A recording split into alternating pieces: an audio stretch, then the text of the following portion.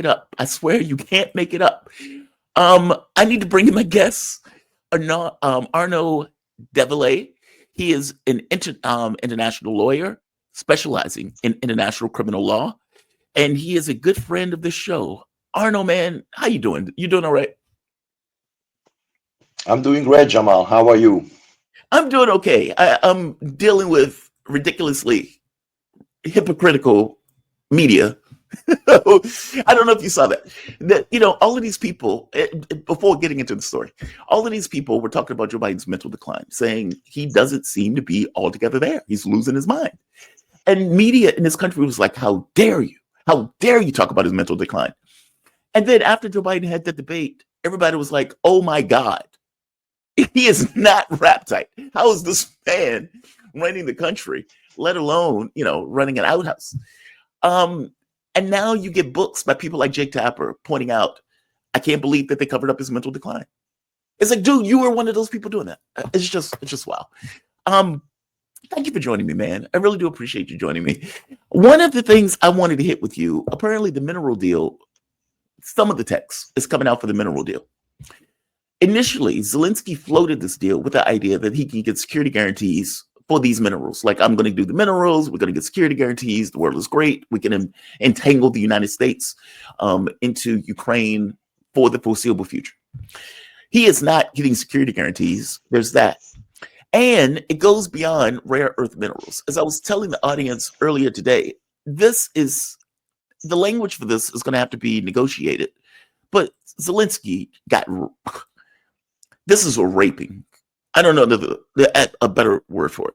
So right here, the government of Ukraine will contribute to the fund 50% of all revenues earned by the future monetization of all relevant Ukrainian government-owned natural resources and assets, whether owned directly or indirectly by the Ukrainian government, defined as deposits of minerals, hydrocarbons, oil, natural gas, and other extractable materials. I don't even know what the hell that is, but basically anything coming out of the ground.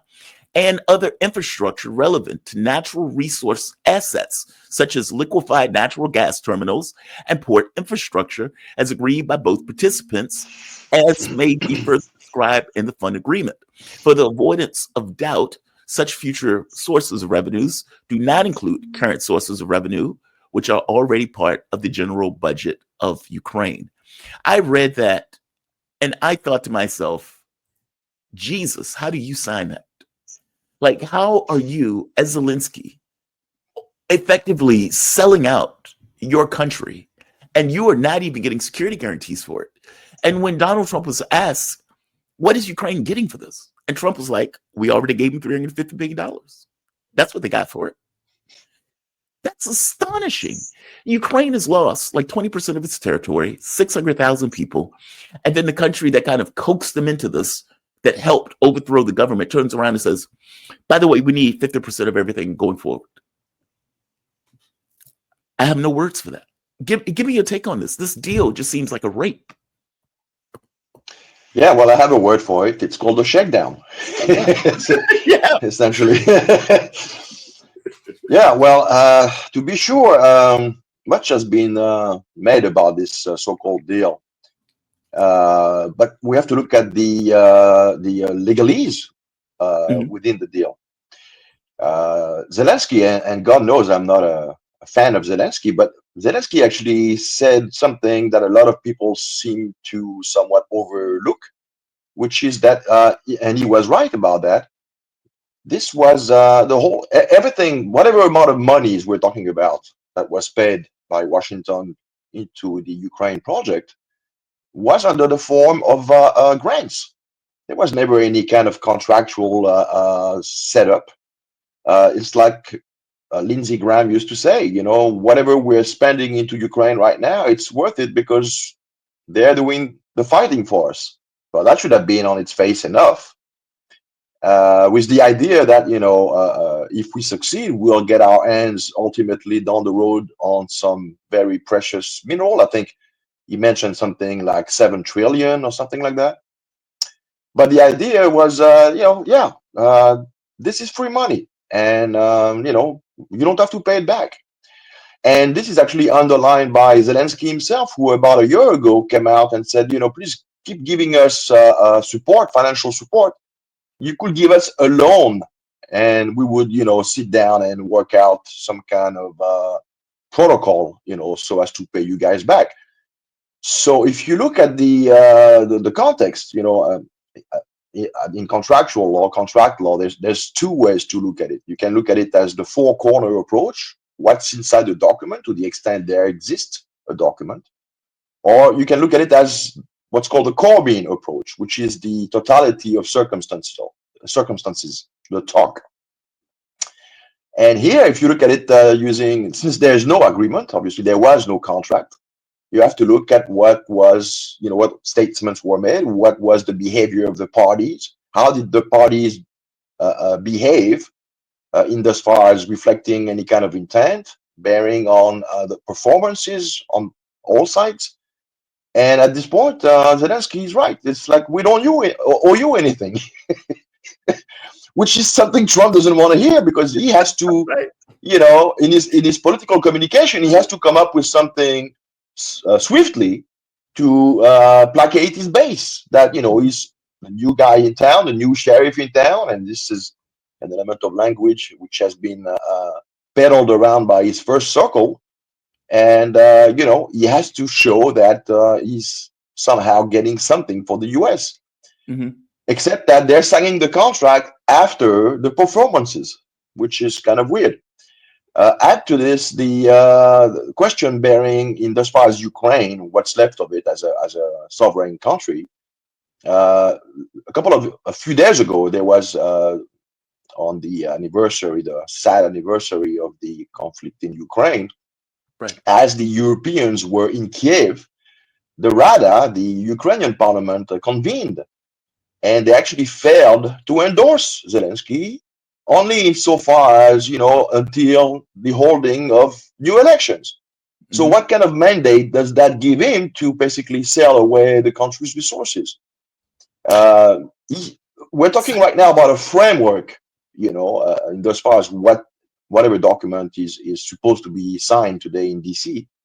But down the road, there's going to have to be a more detailed document, and that document has to be, at the very least, notwithstanding Zelensky's legitimacy as the head of the executive, quote unquote, has to be ratified by the parliament, Ukrainian parliament. Oh, that is such a good And point. they are all coming out right now.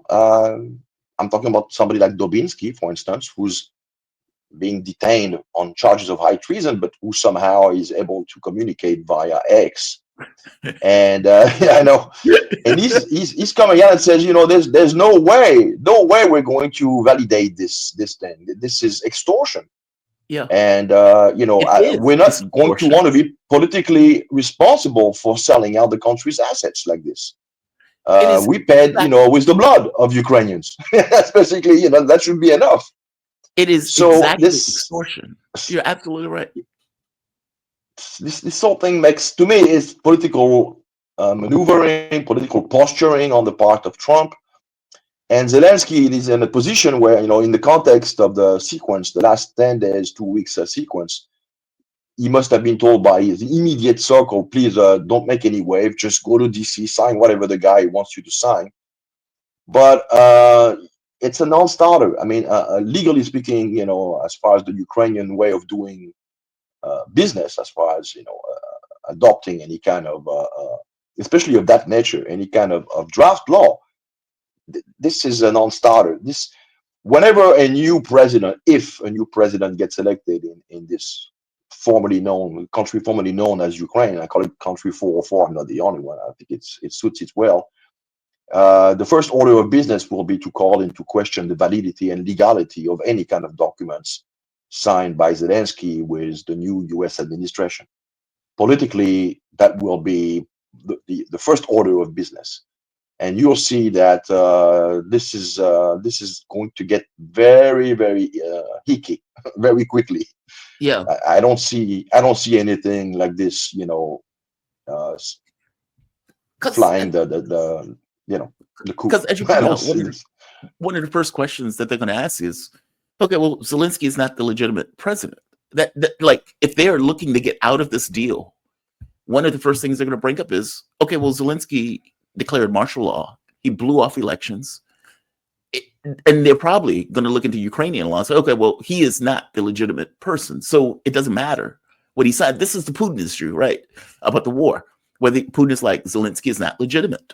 And so any contract that he signs will be irrelevant. So we don't want a situation where 6 years later, they come back and say, hey, by the way, those agreements are null and void because Zelensky was never really the legitimate leader of the country. The same thing is true for this, or it has to be true for this. At the very least, they have to be thinking about it. What they want seems to be security guarantees.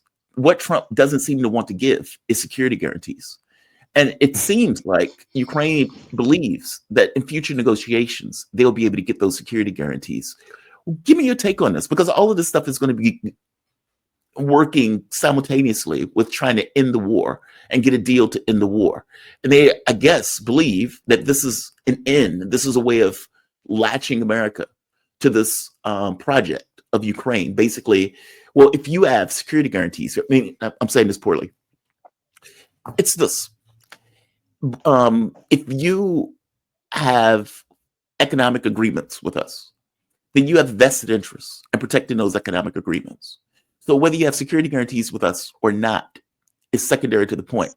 You're going to want to be able to extract money out of these resources, which means you need to, on some level, protect this country where the resources are being held. That seems to be the argument that they're running with, that even if we don't get official security guarantees, by de facto, you're going to want to protect the land in order to get and extract the material wealth out of the land that you're going to now own. Do you think it's going to work that way? For one, do you agree with that? That's seems to be the thinking of it. And two, do you think that's going to work for them to get this kind of protection that they want from the United States, whereas the U.S. wants to effectively pull out and leave it to Europe?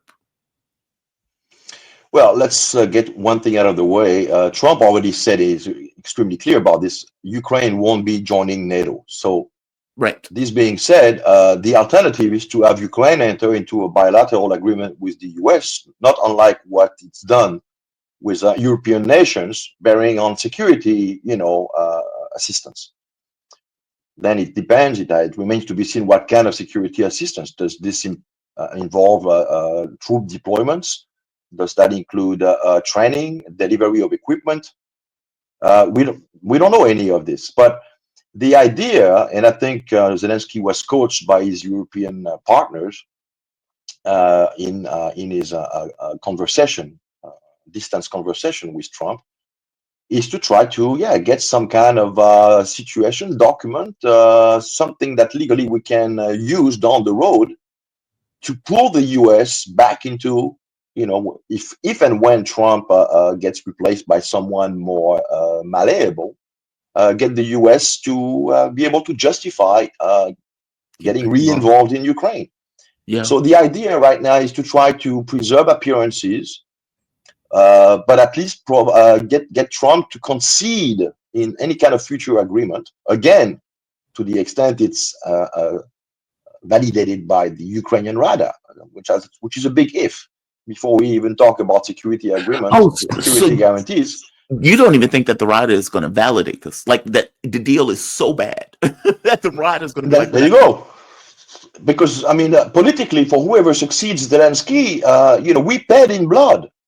We destroyed an entire generation. And now you're trying to basically say we owe you that money, and you are dragging your feet on, taking responsibility in providing long-term security guarantees. How can I, the new president of Ukraine, wherever I am down the road, how am I going to be able to sell this to the Ukrainian Rada?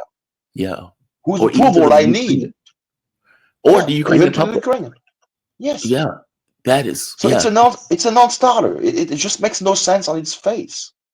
But Zelensky is coming to sign it tomorrow. It's a framework agreement. There won't be any specifics. It has no legal value. It's all. That's what I'm saying. It's all about political posturing. Yeah. Zelensky is trying to appease Trump. Trump needs this concrete result, because they were playing a game of roosters the last 10 days. Right. So the last thing Zelensky needs is to behave in such a way that leads to Trump losing face internationally and especially domestically. So this is this kind of kabuki theater going on right now. Oh, it's fascinating. That deal is grotesque. And Boris Johnson comes out and approves the deal, approves it.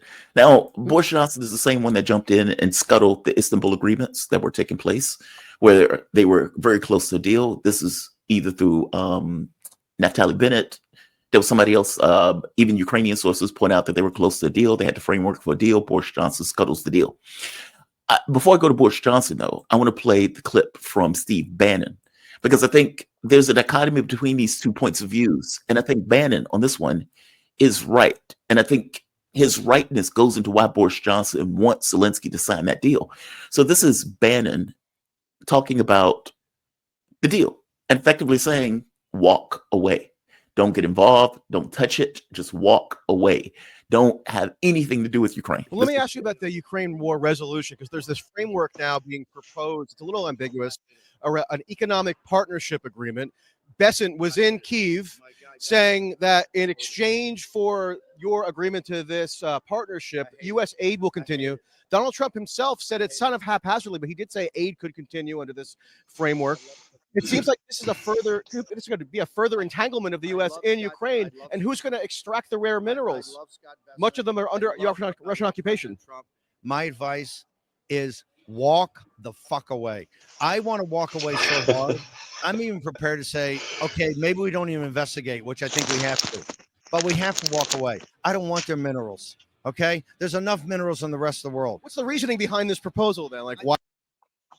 Bannon is looking at this as like, they're trying to keep us involved. Walk away, leave it alone. And to back up his point is the fact that Boris Johnson is for it. Boris Johnson is on stage saying this effectively, this is sign the deal. When I look at for instance, the reality of what the Americans are proposing, I am not that disheartened. Everybody knows there's a minerals deal on the table today, right? And I think it has every prospect of being signed. And frankly, I think it should be signed because it commits the United States in black and white to a free, sovereign, and secure Ukraine, and it commits the United States to future financing for Ukraine. That is not to be sneezed at. And yes, to get back to Winston Churchill, John, he paid a terrible price. The UK paid. See, he's acting like, oh, well, this is just like a lend-lease. That's all this is. And he says it outright. This commits the U.S. to effectively be stuck with Ukraine going forward. Which is exactly what they want. It's fascinating. Like the politics that is taking place here is just fascinating. Trump is trying to get something out of it. As you point out, he wants to look strong. He wants to solidify his base. Hey, look what I did. I was able to get this money back from Ukraine. Zelensky wants the U.S. to be engaged going forward. Europe wants the U.S. to be engaged going forward. This is their gateway of trying to do it. But your take is the Rada is never going to sign it. Zelensky is not legitimate to sign it one way or the other, meaning there are no real legal entanglements associated with it. Right now, it's entirely theater. Mm-hmm. Absolutely. Actually, and Johnson is lying. There's no specific contract or agreement that's been drafted yet, especially bearing on security guarantees. So he's outright lying, saying that this is actually what's on the table, and Trump should sign it. Mm-hmm. He's just trying, but he's in his role. I mean, he's trying to basically feed the narrative that this is something we can perfectly live with. We as bureaucrats, whoever is not MAGA, in terms of Ukraine. So it makes perfect sense. But Johnson is a politician, so he has a certain relationship vis-a-vis the truth. Yeah. But what is interesting to keep in mind, though, is that if we look about Ukrainian minerals, and the juicy part of it, 70 to 80% of what matters in terms of minerals and rare minerals, earth, they are Russian territories now. Yes. There's not much left, west of the Dnieper River. So I don't even understand where they get those figures, as far as what the worth of what's underneath the ground. They You would lied. need to automatically engage Russia to exploit and to jointly develop extraction of those juicy minerals, which are all on Russian territories now. Apparently, according to Bloomberg, Zelensky lied. Zelensky put out that there was like $500 billion or something like that. They have no idea what that number is, and it's not 500 billion. And so, again, all of this stuff is weirdly theoretical. I guess we're going to see whether or not Zelensky signs that contract on Friday, and if so, what happens going forward. Framework agreement. Yeah, the framework agreement. Yes, the framework agreement. Thank you. One of the other things I wanted to hit with you, there are talks that are taking place today. The talks between the United States and Russia have excelled. They're now in Istanbul. They have finished their Riyadh talks. They're now in Istanbul. What is the conversation taking place? From my understanding, it's something to do with the embassies and getting the embassies restarted and kicking off the process for later future talks. What's going on in these conversations? What are the conversations that Russia and the United States are having in Istanbul right now? Well, one of your guests actually covered it very thoroughly, Mr. Sloboda. He was very detailed about it, and I wouldn't have to add much more than what he said in one of the shows a few days back. Right now, they're starting from so far out that we're still dealing with technicalities right now. Trying to put together a working mechanism which allows communication to flow through in respect with the Vienna Convention, respect for each other's diplomatic property, respect to the physical integrity of the diplomatic staff. And then and only then we'll be able to start sitting down and get working on substantive issues, among which Ukraine is but one of those issues. There are a lot of issues to discuss. So, and this delves into what we were just talking about. I think right now, Trump has to fill the media/political space until those talks lead to a situation where we can really sit down with Russia and initiate this détente. This is, I think, what's going on right now.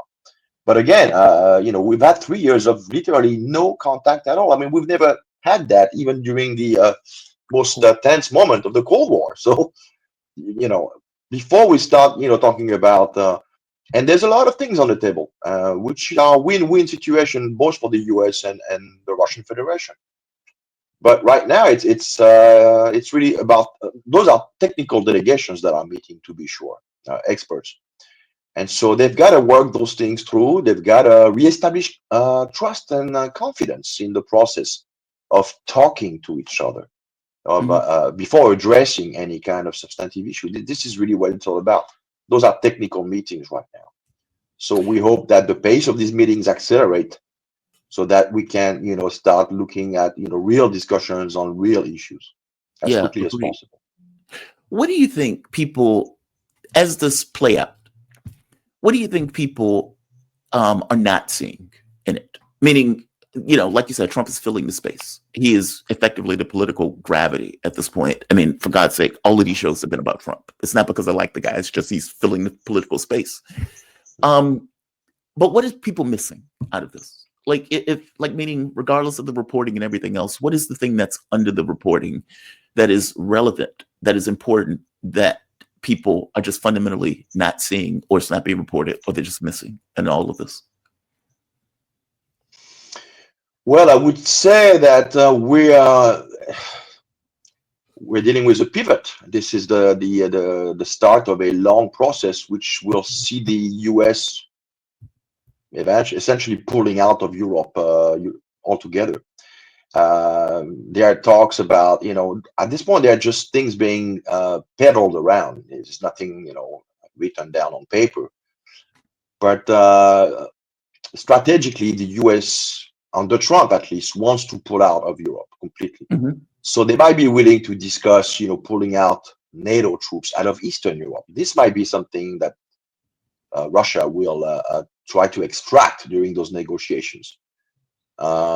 Keeping in mind that, with the inclusion now of Sweden and Finland, which are border state with the Russian Federation, now in NATO, you have to diffuse the situation by all means. And so the Europeans should be basically left under no illusion that any kind of political and or military adventurism that they may be tempted in the future to reinitiate against the Russian Federation, they're on their own, essentially. Right now, the powers that be, notwithstanding the political parties in the US, the deep states, the people who basically run the destinies of the West at large, but the US more particularly, that faction anyway, they realize they've lost a lot of time and wasted a lot of resources in this Ukraine/Russian project, while at the same time China is growing stronger by the day. Yeah. And there's really, a sense of urgency about. Hence, the idea for Trump, if he wants to please his sponsors, those deep sponsors, he has to resolve this Ukraine situation and start pivoting, into the Asian Pacific. This is the next theater. The idea right now is that China is building a fleet which in a few years will be able to project power outside its regional sphere of influence. Mm-hmm. This would mean essentially, not unlike what we've seen at the beginning of the 20th century between Great Britain and Imperial Germany, that we would have a transfer of economic power and political power. One of the reasons, not the only one, but one of the main reasons leading up to the tensions which spilled into World War One was that Great Britain was seeing its hegemony being challenged By Germany's with the German Navy, the German dreadnoughts, right? And so this ability to project power, if it's being challenged by a peer-to-peer competitor, and if you allow it to reach parity, most likely than not, it will lead to an open confrontation. Let's make no mistake about it. A lot of people have been talking about isolationist tendencies and temptations in the US under Donald Trump. Mm-hmm. I don't believe this in a second. Trump is just a different face of the same power projection that has defined the US at least since the days of Teddy Roosevelt. It's not a coincidence that Trump has a statue of Teddy Roosevelt in his office. So it's just a repackaged, veneer. But in the end, the primacy of the U.S. as premier interpower is stronger than ever. I mean, under Trump, it makes no difference to me. It's just shedding all the woke and this kind of concentration on confronting Russia. But the idea is, ultimately, if you can't get through the door, you're gonna get through the window. And right now, the consensus in Washington is that there's no way at this current point in time that they'll be able to bludgeon or at least strategically downgrade the Russian Federation. It's impossible, and they can invoke all they want, the white paper produced by the Rand Corporation on this issue. The train has left the station, so now they have to basically try to cut their losses, which is what Trump is doing, trying to cut their losses, sell this to the American public, especially those who voted for him, as somehow we somewhat managed to preserve our interest in Ukraine, and we'll leave the European, if they want to keep doing this, they'll buy our equipment in the event. We'll force them to increase their military budgets to reflect their intent. And, we'll make out good money on this, but we have better fish to fry right now. And we can't be spending too much time in this. We have to come up with some kind of agreement. And don't forget, the idea is to try to do a reverse Kissinger. They're going to try to basically split Moscow from Beijing. This is what it's all about. The long term is to because they realized that under the Obama and Biden administration, they essentially managed to render possible the worst nightmare in American foreign policy, which is to get the Russians and Chinese to get as close as there's never been. And this combination is unbeatable. It's a world breaker. So you have to look at it. The fundamental is this: if you want to get a chance to save the U.S. from bankruptcy and usher an era where the U.S. will not be the unipolar power that we've seen, in the 1990s, but at least a center of world power, if you were to preserve this scenario, first thing to do is stop the Russophobia, engage Russia, try to get Russia as close to you as possible, Right. so that you can, have a chance at some point down the road to confront China before China is too much of a hegemon itself, which would prevent you from curtailing its aspiration. To the Yeah. extent China has aspiration to world domination, which I personally believe it doesn't, but in the US they only think in those terms. Unfortunately, they do Yeah. projection on others. Yeah, we think in zero sum terms. I've had conversations with like KJ No, who does reporting on China, and as KJ points out, China believes in win-win relationships. Now, you may get some Exactly. people like Mearsheimer. It's like that's nonsense. China is going to be a great power, Mhm. and they're going to act like great powers. I guess we're going to find out. I think that horse has left a barn. I mean, we're in the era of hypersonic missiles. Like, what is an aircraft carrier to a hypersonic missile? Like, our world is just getting very different. I want to play a clip for you. This is Donald Trump. And I think this clip is insidiously brilliant. And I can't believe I'm using a term to say what Trump is doing here. But listen to what he says here. And I want to get your take on this clip. Come on. President Putin distinct in any way? He's a very smart guy. He's a very cunning person. But I've dealt with some people I've dealt with some really bad people. But I will tell you, as far as this is concerned, you have to understand, he had no intention, in my opinion, of settling this war. I think he wanted the whole thing. When I got elected, we spoke, and I think we're going to have a deal. I can't guarantee that. A deal is a deal. Lots of crazy things happen in deals, right? But I think we're going to have a deal. If I didn't get elected, I believe he would have just continued to go through Ukraine, and over a period of time, a lot of people would have been killed, would have lasted for a period of time. And the reason that Ukraine, and I have great respect for the Ukraine as fighters, they're great fighters, but without our equipment, that war would have been over, like people said, in a very short period of time. And if you remember, I gave the Javelin. Of course, Trump's take is, well, Putin wanted it all. And if it wasn't for me being elected, he would have just kept going and taken it all. Now, let's be clear. Putin is still going. Like, the Russian military is still taking territory and pushing Ukrainian military out of Kursk and everything else. So it's not like they've stopped. But I think there's something brilliant in using the framing that the West has went with as a ploy at the very end of it. It says, see, he didn't get it all. He wanted it all. He didn't get it all. I came to an agreement. I made a deal. I'm Donald Trump. I protected the integrity of whatever is left of Ukraine. And the fact that Putin didn't get it all is the thing that I can sell to the American public and to the rest of the world as the feather in my cap. It's my face-saving mechanism. Putin didn't get it all. He wanted it all. He didn't get it all. So I'm Donald Trump. I was able to do that. Do you think that's where he's going with this? Because one or two things is true. Either he believes that Putin wanted it all, or he's using this as a political device in order to justify and to save face in any kind of agreement that he's going to make in order to end the war. What are your thoughts? Well, to be sure, I mean, the objective of the special military operation, or what in the West people call Russian aggression, is to demilitarize Ukraine and to denazify Ukraine.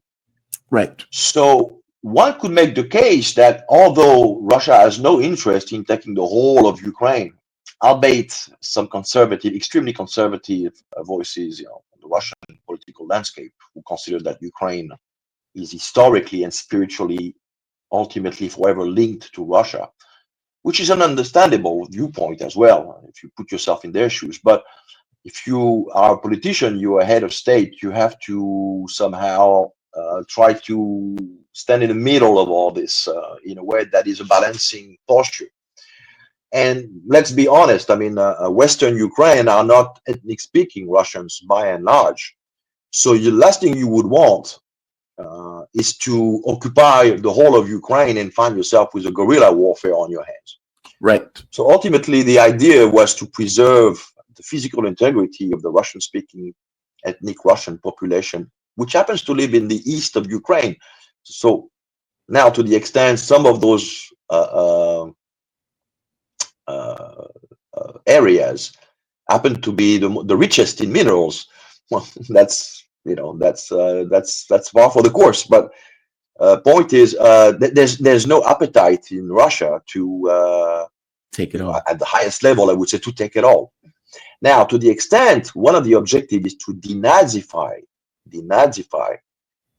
you may actually, if there's no somehow peace negotiation, which sees the most radical faction of the Banderites running the country right now being dealt with, Russia has no choice. They have to fulfill the objectives of the operation. Otherwise, the head of the snake will remain active, and so they can't afford to have that. So ultimately, what you would want is a new round of election with Russia providing figures, who are representing an alternate viewpoint than of the neo-Nazi crowd there, and try to basically eradicate, maybe proceed to some kind of arrest. It's easy to at some point neutralize those people.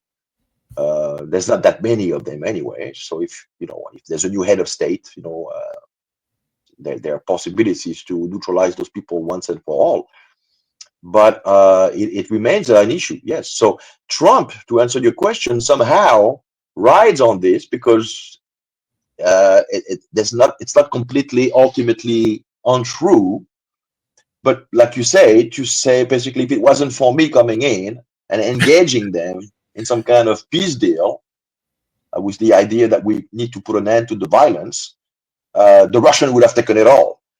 So we got paid, and you'll see it on Friday. I'll get this guy from in the green fatigues to come and sign the deal. He will come and show me fealty. But also politically, we preserved the whole country from being taken over by the Russian army.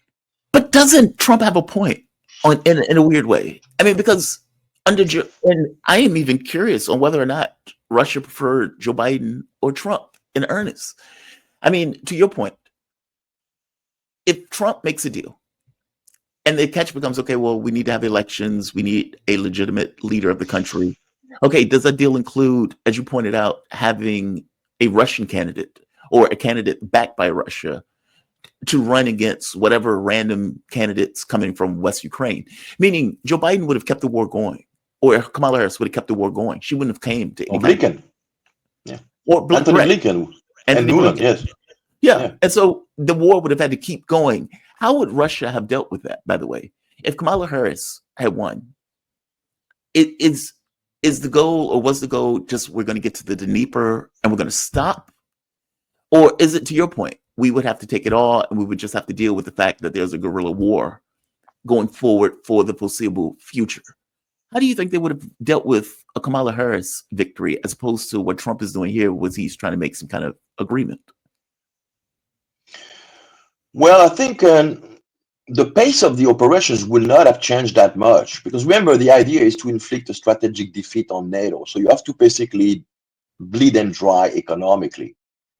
So there's no point in going blitzkrieg on Kiev. The pace of the conflict, the way it's being run, is a masterstroke. If you deal with them militarily too quickly and too swiftly, you allow them time to regroup and come back at it down the road, maybe galvanize their own population, try to sell what we've been hearing, that now he's coming next for France and Germany and what have you. So I don't think we would have seen a difference in pace. I think this grinding, slowly but surely grinding down the economic potential of NATO land countries would have been and would remain the objective, so that you set them back decades, essentially. Yeah. That's my Wow. take on it. Now, the problem is that with the people around Biden, and who can assume fairly that would have been the same configuration around Harris, which is, let's be honest, not up to the job. So we would have had those federal bureaucrats, Russophobes to the T, basically trying to goad Russia into Mhm. reacting harshly, using those long-range missiles, nuclear terrorism, which is still something that could be going on right now. I mean, let's not forget that the Ukrainian clique right now is backed against the corner, Mhm. and to the extent they've read into Trump's game, which is basically, we're going to leave you hanging out to dry. They might decide to do something like this. So, we're still treading in very dangerous water to this day, notwithstanding, this sense of optimism that we've been somehow witnessing Yeah. taking No, over I in feel it. DC. I do feel a bit of optimism. I hate this war, man. I hate the fact that all of these people are being killed senselessly. What's the conversation in Moscow about this? I'm curious. I mean, like in the US, like I said, Trump is the gravity. I mean, he is doing executive orders. He's getting people fired. He's fighting with judges. He's fighting with tariffs on Europe. I mean, it's like he is the gravity. Like there's no way to get away from a story because he's in all of the stories. What is the conversation in Moscow, though? Like the Russian media, what are they saying about this? And this could be the last question, I think. What's the talk over there? Well, the talk over there, to make a long story short, is we like what we see, but until we, see a specific deeds, actions is what matters, not words. Yeah. So now they understand that Trump needs time to, situate himself. He's had to deal with cabinet confirmations. There's still the Russia crowd trying to, credit him with being, a pawn of Putin or what have you. Mhm. So you got to give him, breathing room, and you have to be able to, read between the lines, and not take wholeheartedly at the first degree everything Trump says. This being said, let's say, by the time we roll into spring, summer, and to the extent now we are getting communication reestablished, we'll see, if those words are followed by actions. And the Russian right now are very, they got burned. They got burned with Minsk. They got burned with Istanbul. They know that fundamentally the West word has no Can't be value trusted. right now. It's completely demonetized, and you know they go with what they know. They go from what the record says, and the record says, be extremely careful, stand back, and don't make any rash moves, and let them, play out their cards, and we'll see. We'll judge on factual evidence. But the idea is we're open to negotiating. We're even open to talk to Europe without any precondition. That was repeated by Putin again a few days ago. Mhm. They want to put an end to this, but they want their security interests preserved. And so basically we have to deal also with the elephant in the middle of the room, and which is NATO expansion. And Yeah. this was talked about by Mersheimer and Sachs in Brussels, I think, last week. Yeah. Uh, Lavrov mentioned it too, that's if I'm the not mistaken. yes. Yeah. So that's the original sin. That's the original problem. This goes back 30 years ago in the waning days of the Cold War.